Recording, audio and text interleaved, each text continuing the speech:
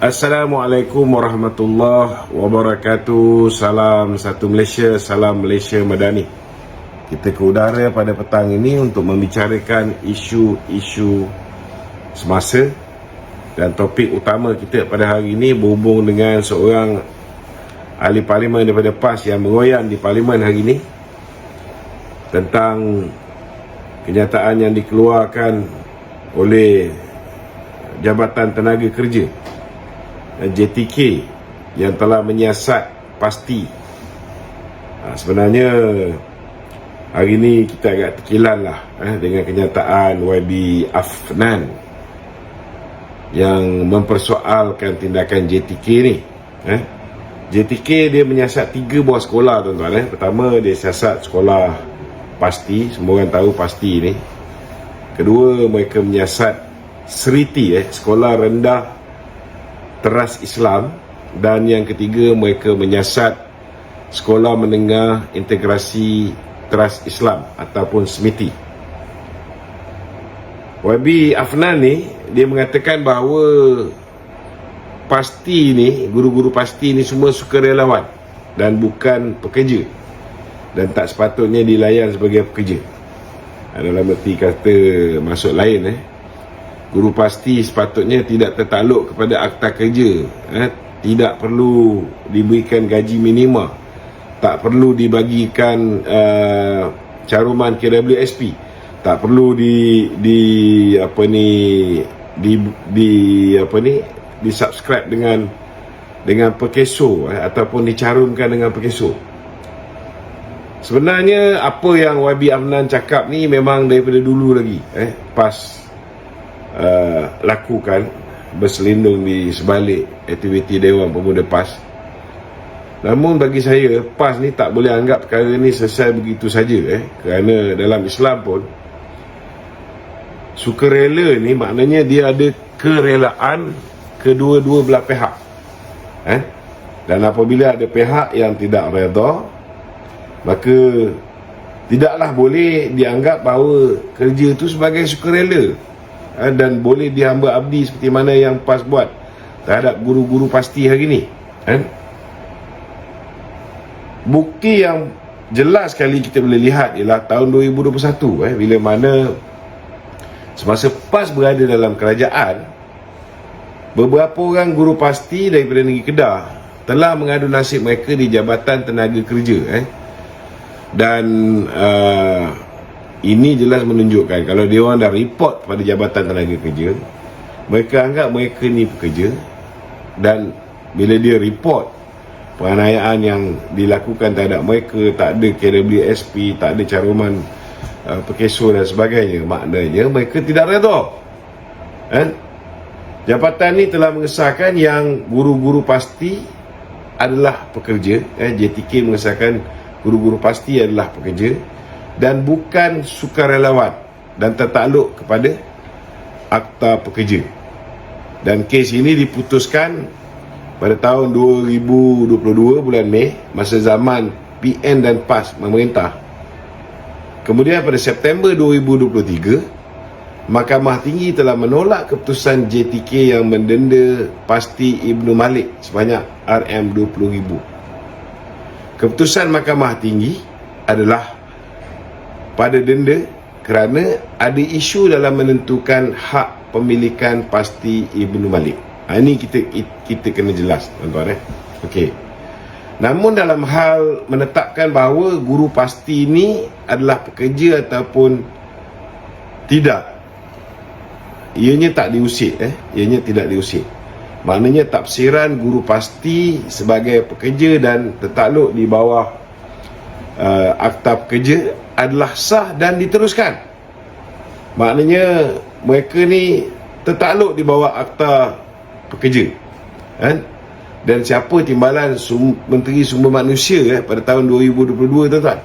MP PAS daripada Pendang sendiri, saya saudara. Jadi kini KSM fokus boleh tak?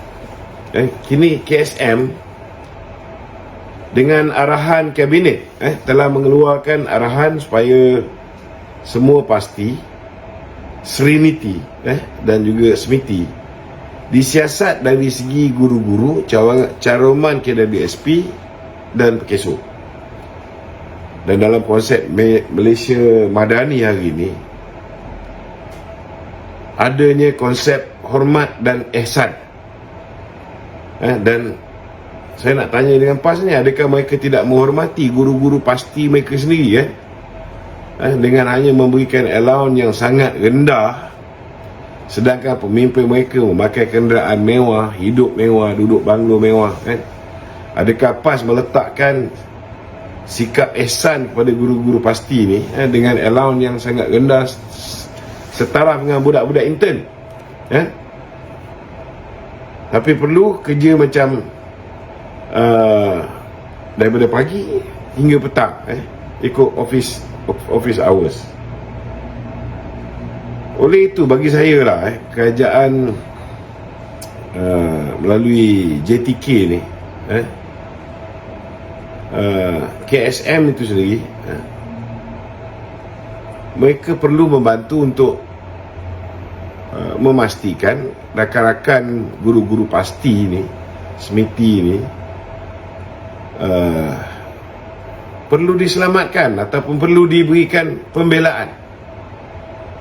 Kerana bagi saya, hari ni mereka ni semua sudah jadi masuk dalam kategori miskin tegar, tuan-tuan, dengan gaji yang diberikan oleh pihak pasti ni. PAS ni meletakkan guru-guru pasti ni hanya sebagai sukarelawan dengan allowance yang rendah, dan mungkin mereka mengumpan mereka ni dengan ganjaran pahala, seolah-olah kalau makan gaji rendah, buat kerja untuk PAS, mereka diberikan balasan syurga agaknya.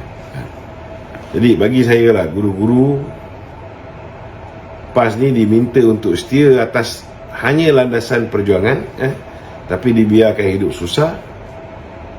Kemudian bila hidup mereka susah, kemarahan mereka akibat daripada kesusahan yang mereka lalui, akhirnya dipindahkan pula kepada kerajaan memerintah, kononnya harga barang mahal dan sebagainya. Kalau dah gaji itu begitu rendah, macam mana mereka nak hidup selesa dan mampu untuk meneruskan kehidupan mereka?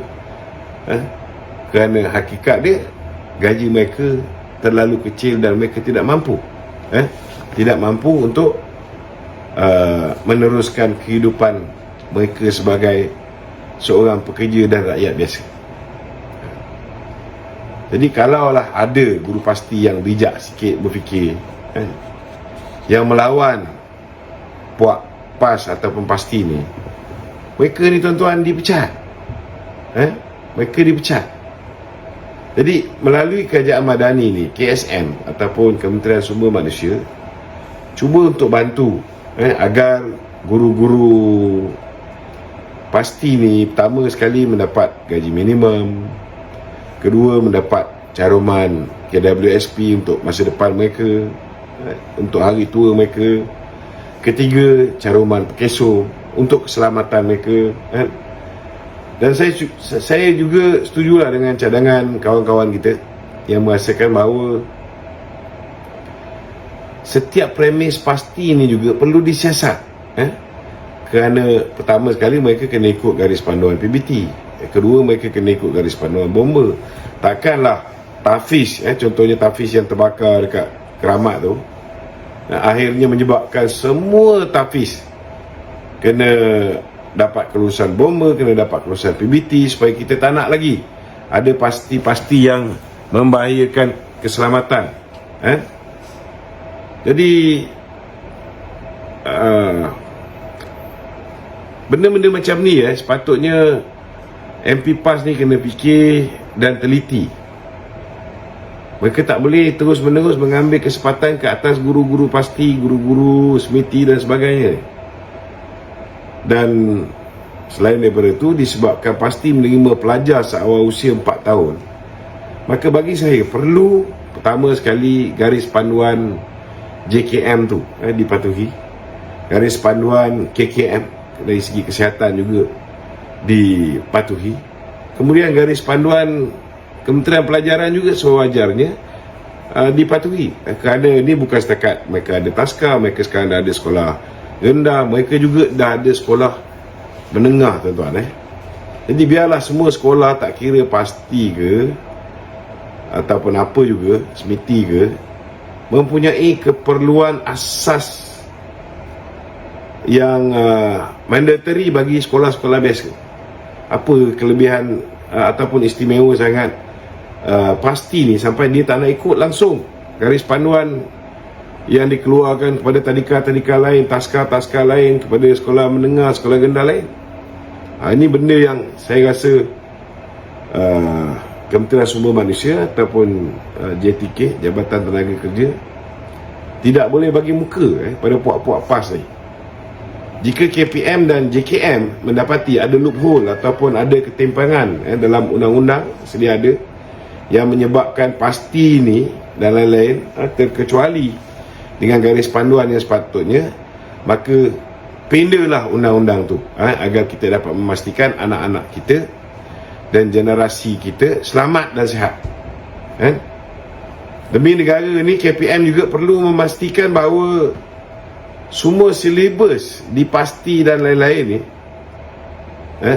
dan acap kali mereka mengajar anak-anak kita ni dengan tema kemerdekaan yang berbeza dengan apa yang dilakukan di peringkat nasional.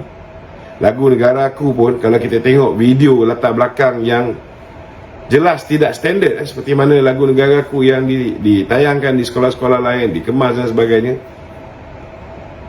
mereka mengenepikan kepimpinan negara. Belum cerita lagi mereka menghasut pelajar-pelajar untuk membenci pemimpin-pemimpin negara. Jadi bagi saya, pasti ni sepatutnya mengikut standard operating procedure yang terpaksa juga diikuti oleh sekolah-sekolah yang lain. Kena standardize. Dan ada juga yang menyatakan bahawa yuran pasti dan lain-lain ni akan meningkat jika perlu pelesianan PBT, bomba, gaji minimum dan caruman KWSP serta pekesur. Betul lah, memang akan meningkat.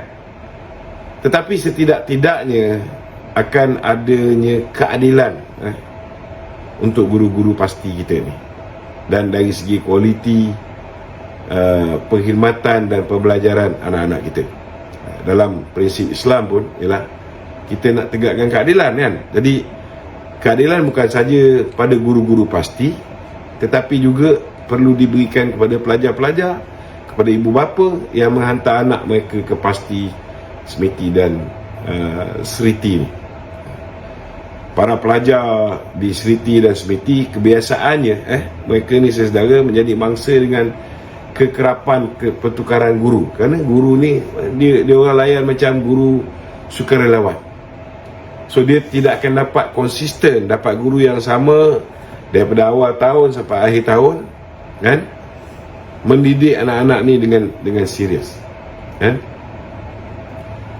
Jadi kalau semua kena ikut SOP yang betul, maka kita akan pastikan bahawa di pasti, di seriti, di semiti, guru-guru yang ditugaskan di sana juga, kalau ada caruman KWSP, ada gaji minima dan sebagainya, mereka akan dapat guru yang berkualiti. Dan ini akan menguntungkan anak-anak orang PAS juga, kerana anak-anak orang PAS antara yang paling banyak sesedara dihantar ke pusat-pusat pasti, seriti dan juga semiti ni. Jadi bagi saya lah, para guru pasti, seriti dan semiti ni, kan, jangan marah bila KSM sedang cuba untuk membantu anda. Kepada ibu bapa juga, jangan belatah, jangan seronok sangat biarkan guru pasti ni hidup bawah garis kemiskinan. Ini bukan setakat bawah garis kemiskinan, tuan-tuan, dah jadi macam miskin tegar dah. Adakah adil kita selesa atas penderitaan orang lain? Cubalah fikir benda ni, kena bertimbang rasa sikit. Pada kerajaan, bagi saya, teruskan usaha anda, lakukan yang terbaik, bukan hanya pada pasti, tapi tak kira lah semua sekolah yang wujud kat Malaysia ni, tak kira aliran bahasa Melayu ke, bahasa India ke, bahasa Cina ke, Tamil ke, kena pastikan bahawa pemilik sekolah-sekolah ni mengikut standard operating procedure yang kita ada, dan kita harap MP PAS ni tolonglah hormat guru pasti ni, dan hentikanlah daripada menindas guru-guru pasti ni. Saya ucap terima kasih kepada rakan-rakan kita, blogger-blogger, Facebookers kita, saudara Fairul umpamanya, yang telah banyak memberikan sumbangan dari segi idea-idea, pandangan-pandangan yang sepatutnya dilakukan di Pasti, di Semiti dan Seriti ni. Okey, kita berpindah kepada soalan-soalan lain. Kalau ada, insyaAllah saya akan cuba untuk menjawab satu persatu.